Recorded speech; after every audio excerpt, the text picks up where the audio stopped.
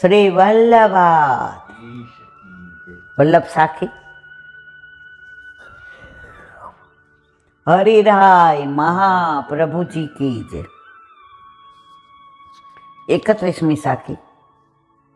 સાધન કરો દ્રઢ આસરો, કુલ ભજવો ફલ એક, પલક પલક કે ઉપરે, વારો કોટી વારો કલ્પ અનેક શ્રી વલ્લભ, વારો કોટી કલ્પ અનેક। કાલે આપણે વાત કરી કે હરિરાયજી હોય કે વલ્લભ હોય કે ગુસાઈજી હોય કે દ્વારકેશજી હોય કે પુરુષોત્તમજી હોય, આશરો દ્રઢ રાખવાનું કહે છે। આશરો દ્રઢ નથી રહેતો ને એટલે હલી જાય છે। હવે આપણે કોઈ ડૉક્ટરની દવા લેતા હોય, એણે કીધું હોય 10 ઇન્જેક્શન લેવાના, હવે 3 લઈએ તો 3% ફેર ન પડે એટલે આપણે હલી જઈએ, હવે નથી લેવા, ફેર તો પડ્યો નહીં। એ 3 પછી જ્યાં ફેર પડવાની શરૂઆત થાય ત્યાં તમે બંધ કરી દીધી, તો દ્રઢ આશરો તમે હલી જાઓ। ઠાકોરજી ઓલા બધા આ વાત જાણે એટલે નથી કરતી કે ઓલો વ્યક્તિ નદીમાં ડૂબતો હતો, હનુમાનજીને બોલાવ્યા, એ તૈયાર થયા ત્યાં કે નહીં આવે, જો દ્રઢ આશરો છોડો, ગણપતિને બોલાવો, એને વાર લાગી, એ આશરો છોડો, છેક લગી કોઈ ઉપર વિશ્વાસ ન કર્યો, ડૂબી ગયો। તો અન્યાશ્રય સૌથી વધુ બાધક છે, સૌથી વધુ બાધક હોય તો અન્યાશ્રય। હવે આજે જ બપોરે ઓલા 4 વૈષ્ણવ આવ્યા મોરબીથી, અસારવા ઠાકોરજી પુષ્ટ કરાવ્યા પધાર્યા, એટલે મેં કીધું ઠાકોરજી પુષ્ટ કરાવીને મને મળવા આવો છો બરાબર, તો પ્રસાદ આવી લેજો। એ કે ના એલા આંટી કણકો લેશું, એટલે પછી કીધું કાંઈ વાંધો નહીં, ઠાકોરજીને શેઠ ભોગમાં પૂજન બધું ધરાયું જ ખીર દે, આવો બારવાલા। હવે મોરબી અહીંયા કાંઈ નજીક નથી પડ્યું, કેટલું દૂર, સવારે ગાડી લઈને 6 વાગે નીકળ્યા હતા, 10 વાગે અહીંયા અસારવા સીધા ઉતરા, ટાઈ ધોઈને બેઠા હતા અપરસ કરીને, ખાલી ચા પીધી હતી। 12:30 ઠાકોરજી પુષ્ટ કર્યા અને પછી આપણા ઘરે આવ્યા। એટલે જુઓ બાર કહેવાના હશે કે કેટલો તાપ, તો આપ પડ્યા। હવે આવ્યા એટલે મેં કીધું સારું મારું વાલા, હું બહુ રાજી થઈ કે ના એટલે આંટી અમારે નક્કી જ હતું કે અસારવા તમે જે વર્ણન કરતા હતા અમે તો જોયું નહોતું। હવે એક તાલાવેલી લાગી હતી કે અસારવાની, બેઠકજી, ગુસાઈજી, ગોકુળનાથજી, નટવરલાલ, શ્યામલાલ, વલ્લભકુળ, ગૌશાળા, ગિરાજ બાવા, ગોપીનાથજી। હવે એ કે પરાકાષ્ઠા જોયેલા નથી, અમે જે સ્વરૂપ પુષ્ટ કરાવ્યું એ 30 વર્ષથી રમતું સ્વરૂપ અમારા ઘરે મારા સાસુ સેવા પહોંચતા હતા, તો મેં 30 વર્ષ સુધી પુષ્ટ, તો કે ના, સૌથી વધુ બીક છે ને અપરસ, મારાથી અપરસ દઈ દે, મેળ નહીં સચવાય, હું મને અપરાધ પડશે, એમાં ને એમાં 30 વર્ષ વિભૂખ રહ્યા। હવે આ 2 દીકરીઓ હગી દેરાણી જેઠાણી સંયુક્ત ફેમિલીમાં રહે, ઘરે પાછું પ્રવૃત્તિ બધી કરે, 2 દેરાણી જેઠાણી, 5 છોકરાઓ। હવે વ્રજનું બધું સાંભળે કે આવું વ્રજ, તો 5 છોકરાને ત્યાં સાસુ પાસે મૂકી, સાસુએ કીધું તમારા 2ની બહુ ઈચ્છા છે, તમે કરી આવો, લીલી પરિક્રમા કરી આવ્યા। હવે એ કે જ્યાં જઈએ ત્યાં ઠાકોરજીની જ વાતો, અને તમારો સત્સંગ તો એક દિવસ ચૂકીએ નહીં. તમારા બે વાક્ય તો હોય કે ઠાકોરજી ક્યારે કૃપા કરે? જ્યારે આપણા માથે બિરાજતા હોય ત્યારે. મંદિરના સર્વોદ્ધારક, બધાનો ઉદ્ધાર કરે, એમાં આપણે કંઈ સ્પેશિયલ નહીં. તોય આવી જા, આપણા ઠાકોરજીને આપણે એકલા છે. હવે કે ત્યાંથી ને નક્કી કર્યું કે બાપા ઠાકોરજી વિના ન રહેવાય. તો પછી 15-20 દી આવ્યા છીએ, મહિનાથી ને. હવે એ કે 2-3 જગ્યાએ અમારા ગુરુ ઘરે તપાસ કરી. કોઈ જગ્યાએ જે નહોતા બિરાજતા, કોઈ જગ્યાએ કીધું કે ભાઈ આજ્ઞા લઈ જાઓ, મળી જાઓ. આમ હવે 2-3 ધક્કા થાય. હવે અમને ખબર હતી કે એટેચમેન્ટ અમને અસરવાનું બહુ છે,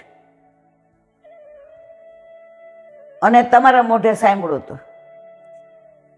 એટલે અમે ત્યાં ફોન કર્યો અને જણાવ્યું કે અમે મોરબી છીએ ને આવી રીતે અમારે ઠાકોરજી પુષ્ટ કરાવવા, જેને વિનંતી, જેની આજ્ઞા લઈ દીધી અંદર અધિકારીએ, અને અમારો મેળ પડી ગયો.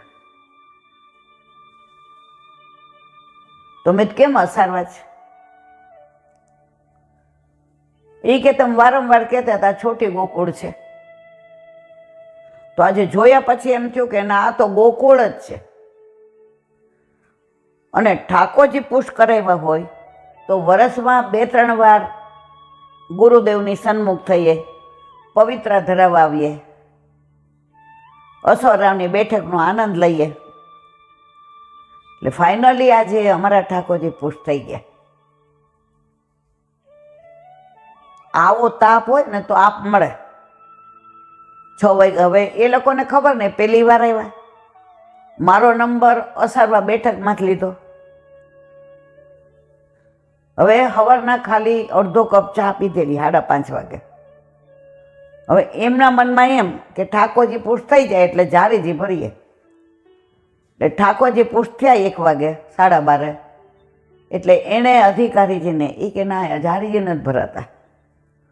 એ કહેલા બેન એવું કીધું ને પછી ભૂખ લાગી, ત્યાં હું જ નહોતી લાગી. તો જો મોરબીથી ગાડીમાં આવવું ને આ બધું, એવો તાપ હોય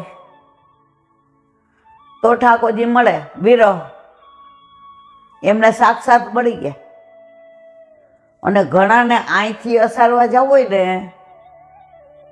પુષ્ટ કરાવવા, તો એ આપણને કહે, આપણે એમ કહી ગામમાં છો તો આજ્ઞા લઈ આવો, બાવાની સન્મુખ થઈ આવો, ગુસાઈજીને ગોકુળનાથજીને દર્શન કરી આવો, નટવરલાલ શ્યામલાલા, ફોન કરી દો નીલાબેન. જો આ તાપ નથી, કારણ કે સહજ અહીંયા ગામમાં મળી ગયો છે, અને નથી મળ્યું સહજ. તો આજે જે આવા વૈષ્ણવ આવે, અને વલ્લભ કેવો કૃપાળું, સવારે હું કોઈ નાય ફોન ઉપાડું નહીં, 1:30 વાગ્યા સુધી, 1:30 થી 2:30 જ ઉપાડું. હવે ઠાકોરજીની ઈચ્છા છે કે એ ઠાકોરજી પુષ્ટ થઈને આપણા ઘરે પહેલાં પધારે. લગભગ અહીંયા આવે એ તો બધા આવે જ, મારા વાલાની કૃપા થઈ. અને આ વૈષ્ણવ કણકો લે. તો સવારમાં એમનો ફોન મેં ઉપાડ્યો. એમાં હું તો ન જ ઉપાડું, તમને કહું એટલે તમે બારોબાર જવાબ આપી દો. 1:30 પછી ફોન કરો. ઉપાડ્યો એટલે એણે પહેલું જ કીધું, ઇલાંટી અહીં ઠાકોરજી પુષ્ટ કરાવવા આવ્યા જ, પણ તમને મળવું તો છે જ, મળ્યા વિના ન જ જાઓ. આ 2 વાક્યમાં આપણે સમજી ગયા ગુસાઈજી કેટલા કૃપાળુ છે, એમનો તાપ કેવો હતો. જો આપણે ઉપાડ્યો ન હોય તો એ તો વયા જાત, મનની મનમાં રહી જાત, અને મને અફસોસ આ જિંદગી ભરે જુદો. તો આ બધી ઠાકોરજીની અદ્ભુત લીલા, દ્રઢ આશરો. આની અંદર કે છે ને, સાધન કરો દ્રઢ આશરો, કુલ ભજવો ફલ એક. કુલ, વલ્લભ કુલ. આટલો તાપ કર્યા પછી તિલક બાબાએ પુષ્ટ કરી દીધા. અને જે આવ્યા ને એને એનો ઉત્સાહ જોયો ને, એનો ભાવ જોયો બે દેરાણી જેઠાણીનો, વંદન કરવાનું મન થાય. અમે તો એ ક્યાંથી હાથે જ વસ્ત્રો સિદ્ધ કરીએ છીએ. સોની રહ્યા એટલે શ્રૃંગારે હાથે જ કરીએ. મેં તમારા લાલા નસીબદાર, એ ઘરમાં આવ્યા એટલે અમે નસીબદાર. હવે અમારા હાથમાં ઠાકોરજી. મેં તો બસ ખુશ રહો, અબ તુમ્હારે હવાલે વતન સાથીઓ. તો આજે બધા કે ઇલાબેન સત્સંગ પણ છે ને, હું આવા પ્રસંગો જ મઠારીને કહું છું. મારી પાસે ક્યાં મારા વાલા જ્ઞાન છે કોઈ, હું ક્યાં શાસ્ત્રીજી છું. પણ મને આ બધું બધા કહી જાય અને વલ્લભપુરના બાળકોના વચનામૃત એમાંથી જે વલ્લભ કેવડાવે કહું તો સાધન કરો દ્રઢ આસરો, કુલ ભજવો ફલ એક, પલક પલક કે ઉપરે વારો કલ્પ અનેક. વલ્લભપુર એમની પલક ફરકે ને એના ઉપર હજારો કલ્પ વારી દે. બોલો વલ્લભાધીશ કી. વાંગ મુક્તાવલી હરિરાય મહાપ્રભુજી કી. કાલે પ્રેમથી જ બધું વશ થાય છે, પ્રેમને નેમ નથી. હવે આગળ, પ્રેમી તે જ કે જે પોતાપણું ભૂલી જોઈ, જ્યાં ને ત્યાં પ્રભુપણાનો સ્વીકાર કરે. દરેક લીલા ઠાકોરજીની મેં કર્યું. કાંઈ થાય એટલે કે એ તો હું ગઈ હતી ને, ઓળખાણ મારી હતી એટલે થયું. એ બેન બેસાની મને, પ્રભુને તારું કરવું તું સારું કાર્ય એટલે કર્યું. તને નિમિત્ત બનાવે એમાં તું ચગ્યા લે. કોઈ ફેમિલી ડૉક્ટર પાસે જતું હોય અને આપણે કહીએ કે અમારે ફેમિલી ડૉક્ટર એ જ છે, મારાથી દઈ અવાય, ફોનમાં વાત કરાવજો ને, તમે દવા લેતા હો. હવે ઓલા એની દવા લેવા ગયા છો અને ફોનમાં વાત કરાવી. ઓલા કે હા હા ફેમિલી ડૉક્ટર એટલે ખબર હોય, દવા આપી. બીજે દી આપણને એણે બહાર જોયા બેઠેલા એટલે કે હું દવા લઈ આવી ને એટલે સારું થયું. આ એ દવા લઈ આવ્યા તો સારું થયું. એની લેવા જતા હતા અને એણે ડૉક્ટરે આપી એટલે લઈ આવ્યા. તો ડૉક્ટર દવા કોની? ડૉક્ટરની. તો કરતા કોણ? ડૉક્ટર. ઓલાએ લાવી દીધી, નિમિત્ત બન્યા, એમાં કે હું. તો આપણા ઠાકોરજી બધી આપણા દર્દની દવા આપે છે, પણ કોઈને નિમિત્ત બનાવે. કારણ કે આ કળિયુગમાં પ્રભુ જાતે પધારવાના નથી. તો ઓલા નિમિત્ત બનાવે ને, મારા જેવા ઊંચા થઈને ફરે. મારી હોશિયારી ખબર તું કે હું જાઉં એટલે આમ કામ પતી જાય. હવે બે છાની બની આ ડૉક્ટર ને ઓલા બાજુવાળા જેવું, સમજી ગયા? પ્રભુ સર્વેશ્વર છે એટલે સર્વની ઈચ્છા પૂરી કરે છે. જેની ભૌતિક ઈચ્છા હોય છે તેની ભૌતિક, જેની આધ્યાત્મિક હોય તેની આધ્યાત્મિક, અને જેની આધિદૈવિક હોય છે તેની આધિદૈવિક ઈચ્છા પ્રભુ પૂરી કરે છે. તમારામાં સમજ હોવી જોઈએ કે આધિ ભૌતિક તો અહીંયા જ રહેશે. આધ્યાત્મિક કામ જ્ઞાનીઓનું, આદિ દૈવિક મારો પ્રભુ મારો હાથ પકડીને છેલ્લે લીલામાં લઈ જશે. પુષ્ટિ ભક્તો તે જ છે જે માત્ર પ્રભુના આધિદૈવિક સ્વરૂપની પ્રાપ્તિની ઈચ્છા કરે. વલ્લભ હોય ગુસાઈજી, હરિરાયજી, દ્વારકેશજી, વિઠલેશજી, પુરુષોત્તમ, એક જ વસ્તુ, સ્વરૂપ સેવા કરો, અનોસરમાં સત્સંગ કરો. ઠાકોરજી બાગી માગી નારોક્ષ. આજે બાબા વચનામૃત કરતા હતા ને, કયાનું સંદર્ભમાં હું યાદ કરું છું. એ કે 4 દાણા મિશ્રી ધરાવે 50 વર્ષ સુધી, અને પાછા કે તું મારો મનોરથ આ પૂરો કરજે. અત્યાર સુધી તો બધા કર્યા છે, ઠાકોરજી કે બધા એટલે કરું છું કે હવે મારો મેળ સખડીમાં પડશે, હવે 50 વર્ષથી 4 મિશ્રી પર ન પૂછ. ઠાકોરજી પાછા ભોળવાઈ જાય, પાછા મનોરથ પૂરો કરે. 4 ની 4 તો આ તો વેપારીમાં ઠાકોરજીને છેતરીએ છે.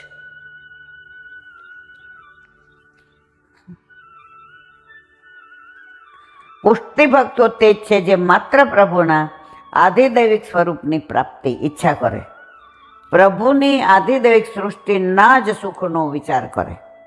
હવે આપણે પાછલી બાબતો ટૂંકમાં વિચારી જઈએ. જેઓ આધિ ભૌતિક ઈચ્છા રાખે છે તેને તેવી પ્રભુ સગવડ કરી આપે છે. તેવી ઈચ્છામાં તેમને મૃત્યુ થાય તો એવા જીવોને ફરી પૃથ્વી પર આવવું પડે છે. કઈ આધિ ભૌતિક એવી ઈચ્છા પ્રભુને વિનંતી કરે કે હા કાંઈ વાંધો નહીં, લે પૂરી કરી. પણ એ પ્રવાહી જીવોને ફરી ફરી પાછું પૃથ્વી પર જન્મ લેવો પડે છે.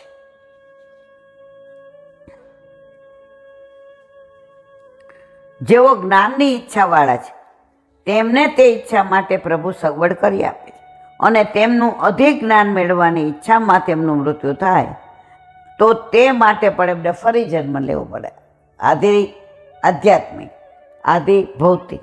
પણ આધિ દૈવિક જીવ પ્રભુની પ્રાપ્તિની ઈચ્છાવાળો હોય, પ્રભુનો પ્રેમી હોય, એ સર્વાત્મ ભાવવાળો હોવાથી એને ફરી પૃથ્વી પર જન્મ લેવો પડતો નથી. આમ એક ને એક બે જેવી સ્પષ્ટ બધી વસ્તુ વલ્લભ ગોસાઈજી હરિરાયજી સમજાવે છે. ક્યાંય ગોળ ગોળ વાત નહીં. બીજા ગુરુદેવની જેમ આમ આમ આમ ના, એક ને એક બે જ થાય, 2.25 ના થાય, 1.25 ના થાય. સ્પષ્ટ વાતો હરિરાયજી આપણને સમજાવી રહ્યા છે. સ્ત્રી અથવા પુરુષ એ બંનેનું સાધન ઈશ્વર છે. આથી પુષ્ટિ માર્ગીય લગ્ન એ પ્રભુની સેવા માટે જ કરાતો સ્નેહ સંબંધ. વલ્લભે સ્પષ્ટ આજ્ઞા આપી. અરે શ્રીજી બાવાએ વલ્લભે વિવાહ કર્યો. આજે આપણા બધા ગુરુદેવ ગૃહસ્થી છે. વહુજી આવ્યા તો સેવામાં અનુકૂળ, બાળકો આવે તો બે સેવાવાળા વધુ. ગોપીનાથજીના બે બેટીજી બાળપણમાં વિધવા થઈને આવ્યા તો ગુસાઈજી એને સાઉથમાંથી બોલાવી લીધા. એ કે મારા ઠાકોરજીના વધુ સુખનો વિચાર થશે. બે વધુ વ્યક્તિ હોય ઘરમાં, આજે તૃપ્તિ નહોતી અને હું એકલી હોઉં અને હાથ પવિત્ર કરતી હોઉં તો બધી બાજુ દોડા કરવા પડે. અહીંયા સામગ્રી કરું, અહીંયા ઠાકોરજી હોય, અહીંયા થાળ કરું, વળી લઈ જાઓ વળી. હવે કેવું થયું, 2 જણા થઈ ગયા. હવે એનાય 2 લાલિયા. એટલે રવિવાર હોય એટલે આપણે કહીએ હવે બેટા હું ઊભી થઈ ગયા, હાલો અવેરી લ્યો. એટલે બધું અવેરી લઈએ, ત્યાં પોતું મારી દઈએ. ઘરમાં ઠાકોરજી બિરાજે છે અને એ લોકોએ પ્યોર પુષ્ટિ માર્ગીય રીતે આ બધું જોયેલું છે. એટલે લગ્ન પણ પ્રભુની સેવા માટે જ થાય. તેમાં વિશ્વના સુખની ભાવના નથી. સ્ત્રી પુરુષ લગ્ન કરે પુષ્ટિમાં તો વિશ્વના સુખની ભાવના નથી, પણ પોતાના પ્રભુની સેવાના સુખની ભાવના છે. એટલે સ્ત્રી પુરુષનો પ્રેમ તે પ્રભુનો સંબંધપૂર્વક છે. દેહનું સતીત્વ તે ભૌતિક સતીત્વ છે, જ્યારે મનનું સતીત્વ તે જ કે જે સદા પ્રભુની સેવાનો સુખનો વિચાર કરે. તનનું સતીત્વ હોય કે પતિ ગુજરી જાય એટલે, પણ મનનું ને આત્માનું સતીત્વ કયું? તો એક જ વાક્ય કહે છે, સતત પ્રભુની સેવાનો સુખનો વિચાર કરે. આપણામાં વલ્લભે સેવાને જ મહત્વ આપ્યું છે અને આપણે બધા ભાગતા હોઈએ તો સેવાથી જ ભાગીએ છીએ. આપણે મંદિરોમાં 2-5 હજાર દઈને મનોરથ કરાવી લઈએ, દર્શન કરી આવીએ એટલે આપણે માની લઈએ કે અમે પુષ્ટિ માર્ગીય પ્યોર. મારા વાલા, આ પુષ્ટિ માર્ગની રીત એનો પેડો જ ન્યારો છે. તમે ક્યારે પ્રભુ જતાવે? તમારા ઘરે તમારા માથે બિરાજતો તમારો ઠાકોરજી તમારા તન મન ધનથી સેવાય ને ત્યારે. વાતો કરવાથી નહીં હો, મીઠી મીઠી. એટલે વાત કરી હતી ને, વલ્લભ સદનમાં શિબિર હતી, એક જેજેની નામ ન દેવાય. એનો તો પ્રોટોકોલ કેવો, 3 થી 6 એટલે 3 વાગે દરવાજા બંધ, અંદરથી આગળિયા લાગેલી. તમે 3 ને 5 જાઓ ઘર ભેગા. હવે ત્યાં એક મારી જેવો દોઢ આવ્યો હતો. એની જાતને એવું સમજતો હતો કે હું તો બહુ હોશિયાર. એટલે છેલ્લે જે પ્રશ્નોત્તરી રાખે કે ભાઈ 10 મિનિટ જેને જે પૂછવું એ પૂછ્યું. આણે ઊભા થઈને પૂછ્યું.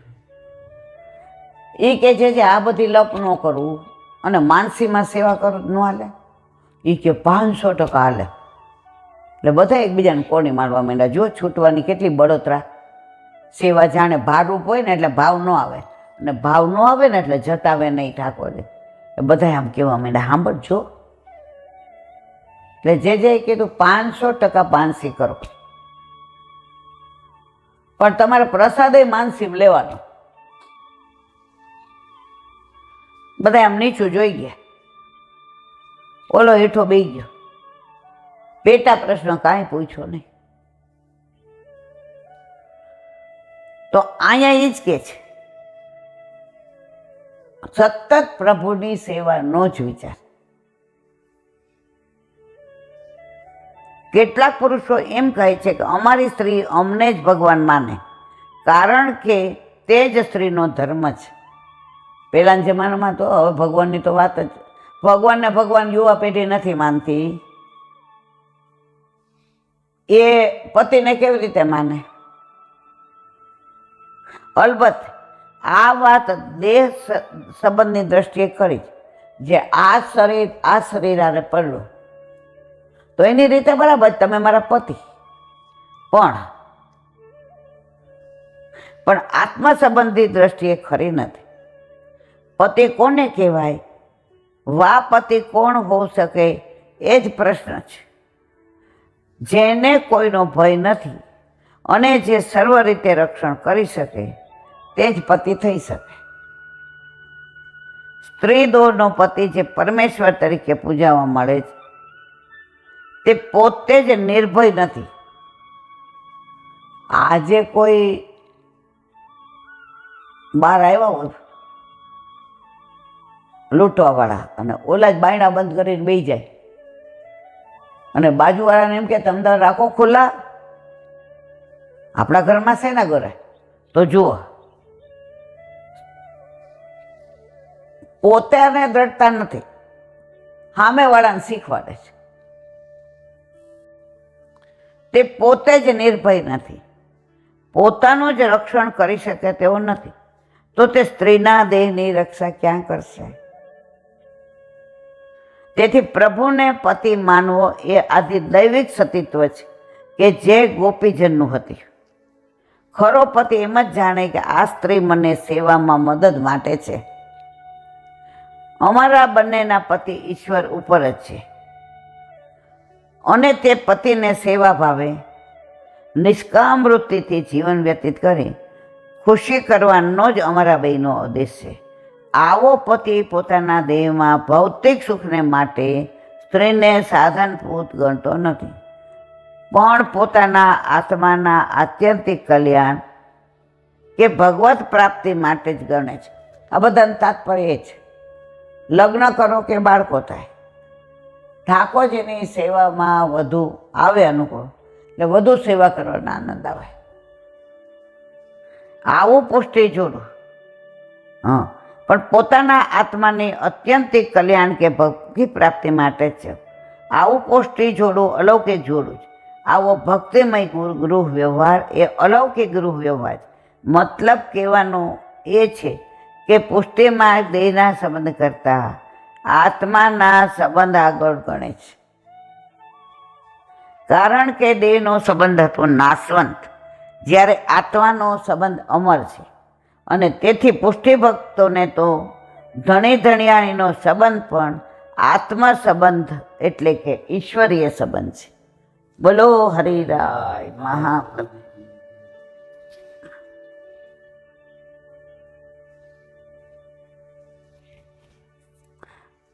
વલ્લભાધીશ સુબોધિનીજીનું પાન.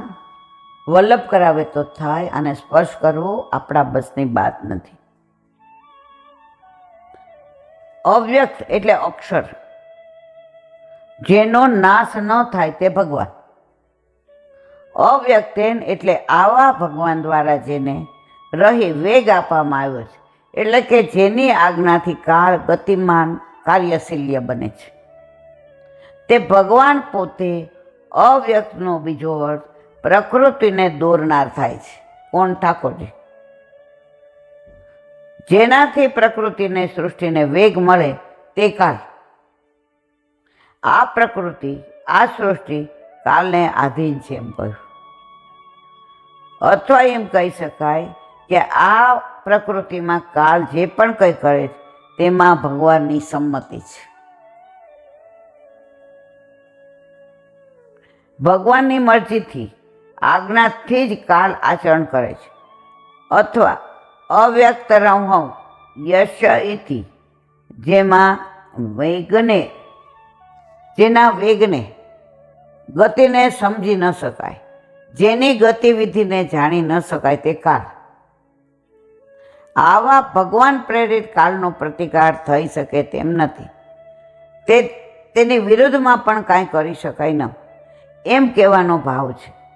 આપણે એ ફલિત કર્યું છે કે ભગવાન સિવાયની જે સમગ્ર સૃષ્ટિ છે તે કાલને આધીન છે, અને સમગ્ર સૃષ્ટિને કાળને અનુકૂળ થઈને પોતાની કાર્ય પદ્ધતિ ગોઠવવી પડે છે.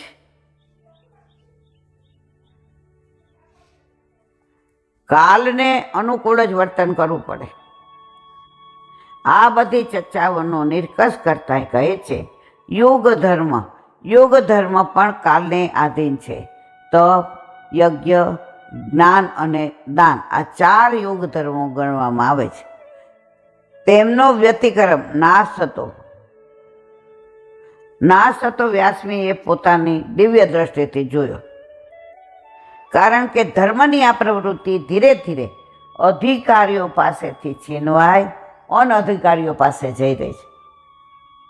ક્રમશઃ અધિકારીઓનો નાશ થતો જાય છે.